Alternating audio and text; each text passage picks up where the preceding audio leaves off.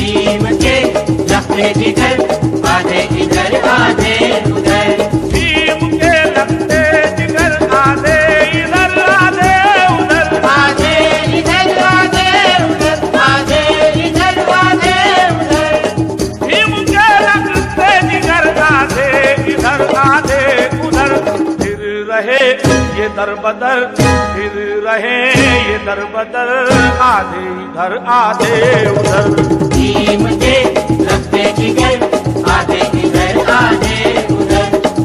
आपल्याला आठवत असेल काही वर्षापूर्वी एक गाणं आलं होतं, भीम के लगते जिगर आधे इधर आधे उधर. या गाण्यावरती काही आंबेडकरीवादी लोक नाचले, या गाण्यावरती थिरकले. ते जाऊ द्या, नासमज आहेत, नादान आहेत, परंतु जे आंबेडकरवादी चळवळीचे आधारस्तंभ मानले जातात. आता एक वाद समोर येत आहे. सुषमाताई अंधारे यांच्याविषयी एक सोशल मीडियावरती ऑडिओ क्लिप व्हायरल होत आहे. परळीमध्ये राष्ट्रवादी काँग्रेस पार्टीच्या सभेमध्ये त्या दिसल्या होत्या. आपला समाज महत्त्वाचा आहे की सन्मान महत्त्वाचा आहे? डॉक्टर बाबासाहेब आंबेडकरांनी आपल्या समाजासाठी आपल्या कुटुंबाचा कधी विचार नाही केला. ते अहोरात्र झगडत होते. जर आज डॉक्टर बाबासाहेब आंबेडकरांचं रक्त जर राजकारणामध्ये येत आहे, एक प्रतिनिधित्व म्हणून आपल्यासमोर येत आहे, तर आपला त्यांना सपोर्ट का नसावा? प्रत्येकाला काही आमंत्रणाचीच गरज आहे का? कुठपर्यंत चालणार हे असं? जो तो आपले गटतट घेऊन जर चालत असेल तर हे गाणं त्याच्यावरती संपूर्णपणे सूट होत आहे. भीम के लगते जिगर आधे इधर आधे उधर. आता तरी एकत्र येऊन स्वप्न साकार करूया भीमाचे. सध्या देशामध्ये लोकसभेच्या निवडणुकीचं वारं शेवटच्या टप्प्यामध्ये आलेलं आहे. याच्यामध्ये काही पार्ट्यांच्या राज्यस्तरीय राष्ट्रीय सभा शेवटच्या टप्प्यावरती येऊन पोहोचलेल्या आहेत. काही पार्ट्या लोकल पूर्वनियोजित वाद घेऊन जनतेसमोर पुन्हा राजकारण करण्यासाठी येत आहेत. ह्यामध्ये एक पार्टी आहे जी जरा हटके आहे. ती पार्टी म्हणजे वंचित बहुजन आघाडी. ह्या पार्टीनं सध्या राजकारणाची पूर्ण दिशाच बदलून टाकली आहे. वंचित बहुजन आघाडीमध्ये दलित, मुस्लिम व अल्पसंख्याक लोकांवरतीच्या ज्या समस्या आहेत त्याच्यावरती जास्त भर देण्यात आलेला आहे. कॅमेरामॅन ईश्वर चौबेसह मी संदीप खरात, MUW न्यूज, डिंगोरे.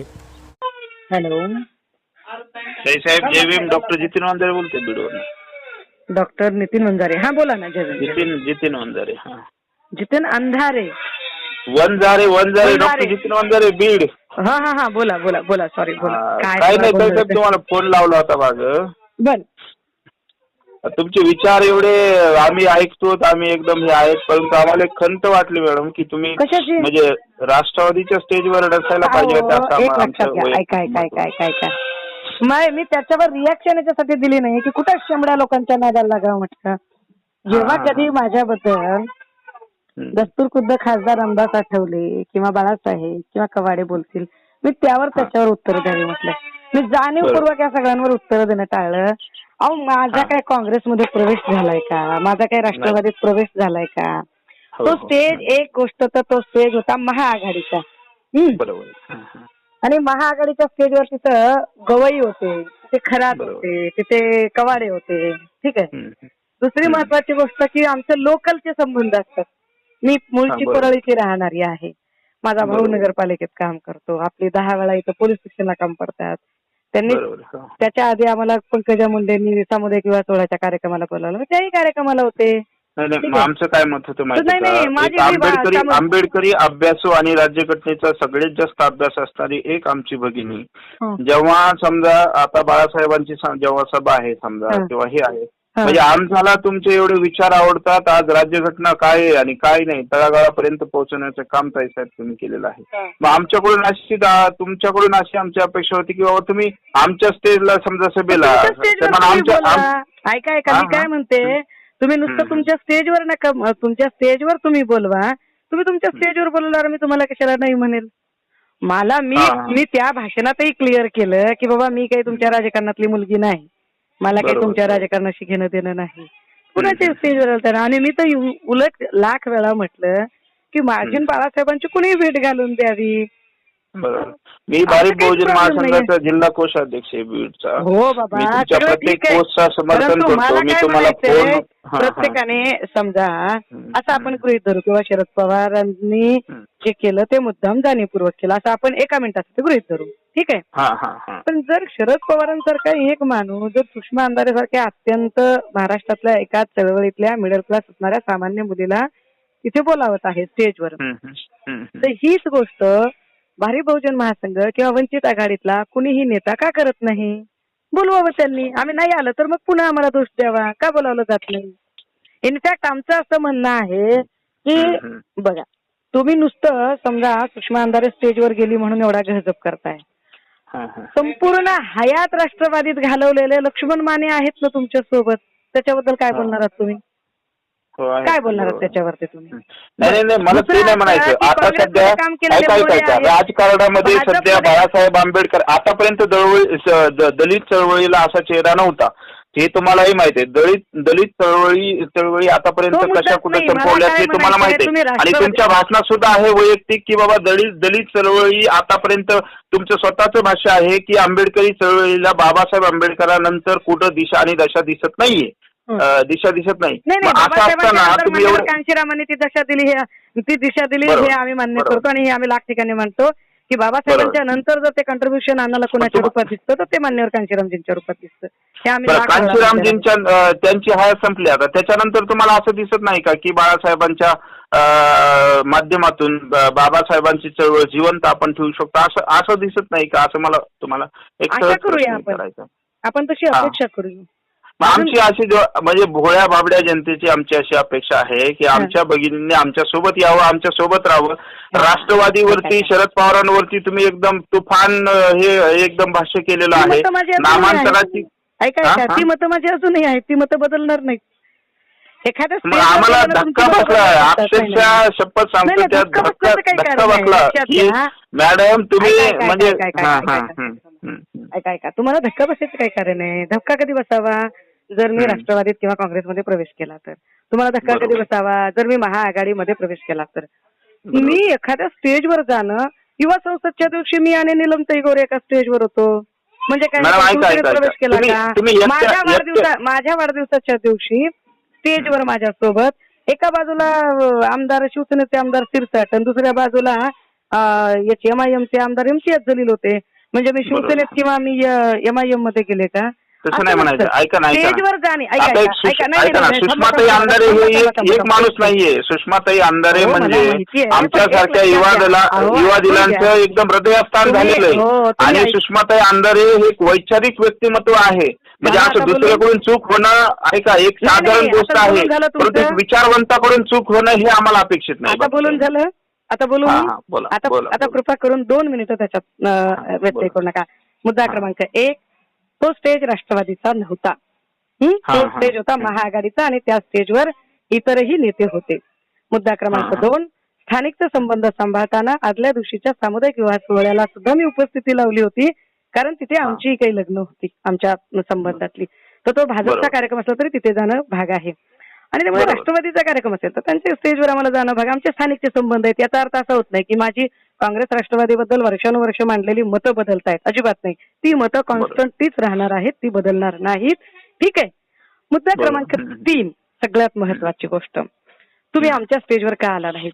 तुमच्या स्टेजवर तुम्ही कधी निमंत्रण द्या, आम्ही तुमच्या स्टेजवर येतो, पण तुम्ही निमंत्रणच देत नाही आम्हाला. आमचं सोडा, तुम्ही कधी BSPला निमंत्रण देत नाही, BRSPला देत नाही, विजय मानकरांना देत नाही, तुम्ही कुणालाच निमंत्रण देत नाही. तुम्हाला एक वेळ राष्ट्रवादीत हयात घालवलेले लक्ष्मण माने चालतात, पण निळ्या झेंड्याचं राजकारण करणाऱ्या बहन मायावतींना तुम्ही बोलावत नाहीत. तुम्हाला भाजपचं राजकारण करणारे गोपीचंद पडळ चालतात, परंतु निळ्या झेंड्याचा अस्मिता पसरवणारे विजय मानकर चालत नाहीत. तर आम्ही त्याला काय करणार आहोत? आणि सगळ्यात महत्त्व आणि शेवटचा मुद्दा, तुम्ही चूक केली असं जे तुमचं म्हणणं आहे ना, मला ते अजिबात वाटत नाही की चूक वगैरे काही. कारण एक लोकशाहीतला एक महत्वाचा मुद्दा समजून घ्या की प्रत्येकाला अभिव्यक्तीचं आणि निर्णय घेण्याचं स्वातंत्र्य असतं. जेव्हा बाळासाहेब भुजबळांशी बोलत असतात आणि ते सांगतात की ओके आम्ही आता युतीसाठी बोलणी करत आहोत, आम्ही आघाडीसाठी बोलत आहोत, आणि ते प्रत्येक सभेतनं जेव्हा सांगतात की शेवटपर्यंत काँग्रेसच्यासाठी आमचे दरवाजे खुले आहेत, हा, आणि ते भुजबळांशी बोलतात, पण भुजबळांशी 10 वेळा ते म्हणतात की मी नोट एक्सचेंज करायला गेलो होतो वगैरे. हे सगळं तुम्ही लोक कन्सिडर करता. म्हणजे मला एक प्रश्न पडतो. संपलं नाही, शेवटचं वाक्य संपलं नाही माझं. म्हणजे जेव्हा भारी बहुजन महासंघ हा राष्ट्रवादी, एकीकडे तर तुम्हाला राष्ट्रवादीची अलर्जी आहे, पण तुम्ही काँग्रेसच्या नेत्यांशी बोलायच्या ऐवजी तुम्ही भुजबळांच्याच नेत्याशी जास्त बोलता. राष्ट्रवादीच्या नेते भुजबळांशीच जास्त बोलता. तेव्हा ओबीसी नेते आहेत म्हणून काय ओबीसी बीबीसी हे सगळं झूट असतं, ते झूट असतं सगळं. मी पण म्हणू शकते ना धनंजय मुंडे ओबीसी नेता म्हणून गेले, ते का कन्सिडर करत नाही तुम्ही? धनंजय मुंडे ओबीसी आहे, गोपीनाथ मुंडेच्या सोबत सावलीसारखं काम केलेलं आहे, ते का मान्य करत नाही तुम्ही? आणि ऐका, तर काय माहितीये का, जेव्हा तुम्ही बोलता त्यावेळेला तुमची म्हणजे बोलणी असते, आणि जेव्हा कवाडे बोलतील, बहनजी बोलतील, सुरेश माने बोलतील, सुषमा अंधारे बोलतील, तेव्हा ती मात्र गद्दारी असते. हा दुटप्पीपणा फक्त बंद करा, बाकी आमचं काही म्हणणं नाही. राहिला प्रश्न की भविष्यात काय ठरवायचं, तर आम्हाला अजूनही असं वाटतं, आमच्या मनात अजूनही या अपेक्षा आहेत, आशा जिवंत आहे आमच्यामध्ये की भाजप निवडून येईल. असा चुकीचा निर्णय निश्चितपणे तुम्ही लोक घेणार नाहीत अजूनही. याचा अर्थ आम्ही काँग्रेस राष्ट्रवादीचे समर्थक अजिबात नाही. आमचं तर म्हणणं आहे की हे दगड आहेत आणि ही वीट आहे, दोघं सारखेच आहेत, फक्त दगडापेक्षा विटेचा पर्याय. किंबहुना जे निखिल वागळेंनी सांगितलं, पत्र लिहून सांगितलं बिचाऱ्याने की साहेब अभिव्यक्ती स्वातंत्र्य किमान काँग्रेसच्या काळात जपलं तरी जात होतं, पत्रकार म्हणून बोलायला वाव तरी होता, भाजपच्या काळात तेही नसेल परंतु आता जर झालं तर भाजप निवडूनच येईल. तर हे सगळं करण्यासाठी अजूनही काँग्रेस राष्ट्रवादी सोबत ते जुळवून घेतलं पाहिजे. किंबहुना काँग्रेस राष्ट्रवादी गेली काय जाऊ दे ते, परंतु जे राष्ट्रीय महागठबंधन आहे ज्याच्यात ममता बॅनर्जी असतील, जनता दल असेल, बहनजी असतील, हे सगळ्या लोकांनी एकत्रित आलं पाहिजे भाजप हरवायची असेल तर. आणि भाजप जर तुम्हाला निवडून द्यायची असेल आणि जिंकून द्यायची असेल तर ओके, शुभेच्छा तुम्हाला. पण हे म्हणणं चुकीचं आहे तुमचं. तुम्ही या स्टेजवर का गेलात, त्या स्टेजवर का गेलात. पहिली गोष्ट व्यक्ती म्हणून माझं स्वतःचा निर्णय स्वातंत्र्य आहे, आणि दुसरी गोष्ट मी त्या स्टेजवर गेले म्हणजे मला त्यांच्या भूमिका पटतात असं अजिबात नाही. ते स्थानिक संबंध असतात आणि मला तिथे जाण्याच्या पाठीमागे माझी वेगळी काही कारणं असू शकतात. जसं भारी बहुजन महासंघ त्यांच्याशी युती आणि आघाडीच्या संदर्भात बोलू शकतं, तसं गणराज्य चळवळ आणि इतर संघटना सुद्धा बोलू शकतात. हा अधिकार म्हणजे तुम्ही बोललात तर ती तुमची म्हणजे बोलू. हे कसं काय? अहो बरोबर आहे, तुमचं वलही जळते, वाळही दुखतंय आणि आमचं काय वाळ्याला पण दुखतंय का? बरोबर आहे. ऐका, मला एकच बोलायचं त्याच्यामध्ये. ऐका, तुमचे 4 पॉईंट संपलेले. तुम्ही म्हणजे आंबेडकरी चळवळीला पडलेलं स्वप्न, तुम्ही म्हणजे आंबेडकरी चळवळीचा एकदम उमदेपणा. ऐका, तुम्ही बोलण्यामध्ये एक नंबर आहात, ज्या बोलण्यामुळे तुम्ही महाराष्ट्रभर गाजलेला आहेत. माझे 2 शब्द ऐकून घ्या फक्त. गोष्ट, एखाद्या बाईला ट्रोल करताना काही पद्धतीनं ट्रोल करावा, त्या ट्रोलला काही मर्यादा? अरे काय बोलायला लागलात, कालपर्यंत ताई होतात आज बाई झालात. मला वाटतं ही जी भाषा आहे ना ट्रोल करणाऱ्यांची, ते तुम्ही नसाल दादा, पण ज्यांनी ज्यांनी कोणी ट्रोल केलं ते कडवे आंबेडकरवादी नाही, ते भाजपाईचे भाडोत्री दलाल आहेत. आणि भाजप निवडून आणण्यासाठी जे भाडोत्री दलाल काम करतात ना, तेच दलाल आपल्या बहिणीबद्दल तिची भूमिका समजून न घेता तिच्याबद्दल इतक्या बेखोपपणे विधानं करू शकतात. एखादी मुलगी स्टेजवर गेली म्हणून इतका आगडबंब, एवढा पसारा करायचा, एवढी आगपाखेड करायची. तुम्ही बोलता त्यावेळेला काहीच नाही, तुम्ही 10 वेळा भुजबळांना भेटता. एक मिनिट, माझी स्पष्ट भूमिका आहे तुमच्याविषयी. ऐका 2 मिनिट आता फक्त ऐकून घ्या. आता तुम्ही जसं म्हणलात की बाबा मला ह्यांनी बोलवलं, त्यांनी बोलवलं, मला तुम्ही मला बोलायला पाहिजे, बरोबर आहे. माझं एक आंबेडकरी चळवळीतला एक छोटासा कार्यकर्ता म्हणून तुम्हाला विनंती राहील की आपण आता हे स्वतःचा थोडासा, म्हणजे तुमच्याविषयी नाही पण प्रत्येक आंबेडकरी चळवळीतील विचारवंतांनी, मी विचारवंत हा शब्द जाणून बुजून वापरतोय, विचारवंतांनी असं स्वतःचा थोडासा इगो किंवा हे काय असेल ते थोडासा बाजूला ठेवून मला तरी वाटतं ह्या घडीला आपण बाळासाहेबांना निशर्तपणे म्हणजे सपोर्ट करायला पाहिजे. मी तर तुमच्याविषयी एकही पोस्ट टाकलेली नाही. ऐका, तुमच्याविषयी पोस्ट एकही टाकली नाही, अशी टाकली नाही की ते जे तुम्ही म्हणलात की ते राज्यघटनेला अनुसरून नाहीये, तसं बोलणं चांगलं नाही. अभिव्यक्ती स्वातंत्र्य सगळ्याला आहे. आणि आमचं एकच मत आहे की बाबा युवकांना जे राज्यघटना आहे, जे काही ज्ञान आहे ते अत्यंत प्रभावीपणे तुम्ही त्यांच्या डोक्यामध्ये ते घातलेलं आहे. इव्हन वंचित माझं मान्य करता, तुमचं सगळं म्हणणं मान्य केलं. आम्हाला तर युगोच नाही तो, विचारवंताला कसले आलेत युगोन. मी तर लाख वेळा म्हटलं की सगळे एकत्र येत असतील तर बाबा तुमचे बूट मी माझ्या पदरानं पुसायला तयार आहे. गेले 15 वर्ष सांगते आमचा पदर फाटायला आला पण कोणी एकत्र यायला तयार नाही. युगोचा काय प्रश्न आहे. पण तुम्ही जसं म्हटलात ना की चला बाळासाहेबांनी लीड केलं पाहिजे, सगळ्यांनी सोबत आलं पाहिजे, आपण सगळ्यांनी बिलकुल सोबत येऊया. केव्हाही लाख वेळा नाक मुठीत धरून सुषमा अंधारे व्यक्तिशः येते, व्यक्तिशः. ओके. परंतु एक आहे साहेब त्याच्यामध्ये की गेली 15 वर्ष मी जे मांडलंय ना ते मांडताना मी बाबासाहेब आणि मान्यवर कांशीरामजींनी पुढे चालवलेली एक्सपेरिमेंटल मुवमेंट मांडली आहे. तर जर तुम्ही बहुजन समाज पार्टीला सोबत घेणार असाल तर बिलकुल सुषमा अंधारे सुद्धा तुमच्या सोबत यायला तयार आहे. कारण मी बहुजन समाज पार्टीपेक्षा वेगळी नाही, मी मान्यवर कांशीरामजींच्या आयडिओलॉजीपेक्षा वेगळी नाही.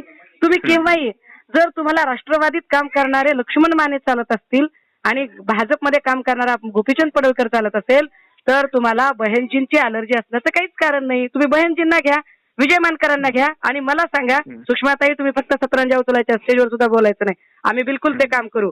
पण तुम्ही बहनजीला आणि विजय मानकरांना सोबत घेणार का? बोला. का घेत नाही? आठवले कवाड्यांचं द्या सोडून. आम्ही आठवले कवाड्यांबद्दल बोलतच नाही. तुम्हाला आठवले कवाडे डिफॉल्टर वाटतात ना, त्याला द्या सोडून. तुम्ही बीएसपीला का सोबत घेत नाही, बीआरएसपीला का सोबत नाही घेत नाही, विजय मानकरला का सोबत घेत नाही, सर्वदूर पसरलेल्या बामसेपला का सोबत घेत नाही, याची उत्तरं आम्हाला तुम्ही द्या. त्यांना सोबत घ्या आणि आम्हाला तुम्ही सामान्य कार्यकर्ता म्हणून वागवा, नेता म्हणून वागवू नका, सामान्य कार्यकर्ता म्हणून. बस. केव्हाही हा प्रस्ताव तुम्ही मान्य करा, आम्ही सोबत आहोत तुमच्या, केव्हाही. पण तुम्ही असं नाही की हे या आणि हे नाही चालणार. तुम्हाला एमआयएम चालते, तुम्हाला राष्ट्रवादीचे नेते चालतात. कालपर्यंत 10 वेळा पक्ष बदललेला आमचा तो कोल्हापूरचा मित्र जो त्यानं हयात पतंगराव कदमांसोबत घालवली, मागची 5 वर्ष मोदी लाटेमध्ये जो भाजप सोबत राहिला, या वर्षी तुम्ही त्याला जिल्हा प्रमुखाचं पद दिलं शरद कांबळेला, तोही तुम्हाला चालतो. अख्खी हयात माणसाने घालवली, लक्ष्मण अख्खी हयात, ते तुम्हाला चालले. आणि जी पोरगी गणराज्य चळवळीची भूमिका मांडायला गेली, गणराज्य चळवळीची की व्यापक देशीत समोर ठेवून सगळ्यांनी एकत्र आलं पाहिजे, त्या भूमिकेसाठी तिला जर ट्रोल केलं जात असेल तर हे चमत्कारिक आहे. आम्ही अजूनही सोबत येतोय. आमच्याकडे कसलेही युगो नाहीत, आम्ही इतके मोठे नाहीत, खूप लहान आहेत. हा, पण एक नक्की, तुम्ही जर भाजप खरंच हरवायचे असेल तर विरोधकांचे प्रयत्न सुद्धा प्रामाणिक असले पाहिजेत. मी काय म्हणते, काँग्रेस राष्ट्रवादीलाही चला द्या सोडून. काँग्रेस राष्ट्रवादीशी घेणं देणं नाही आपल्याला. चला काँग्रेस राष्ट्रवादी पण नाही घ्यायची सोबत. चला तुम्हाला आठवले साहेबांना नाही घ्यायचं सोबत, चला आठवले साहेबांना ठेवा बाजूला. घ्या तुम्ही बीएसपीला घ्या, बीआरएसपीला घ्या, विजय मानकरांना घ्या, इंदिसेला घ्या, गायकवाडला घ्या, मनोज संसारेला घ्या, सुनील खोब्रागडेला घ्या, हे सगळे लोक तुम्ही सोबत घ्या. आम्ही सतरंजा टाकायची कामं करू. प्रस्ताव जेव्हा कधी मान्य असेल कधी सांगा, लोटांगण गती यायची तयारी आहे. परंतु आम्ही बाबासाहेबांच्या सोबत मान्यवर कांशीरामजींचा सुद्धा जो विचार आहे तो बिलकुलच सोडू शकत नाही, हे नक्की आहे भैया. मी नंतर तुम्हाला फोन करते.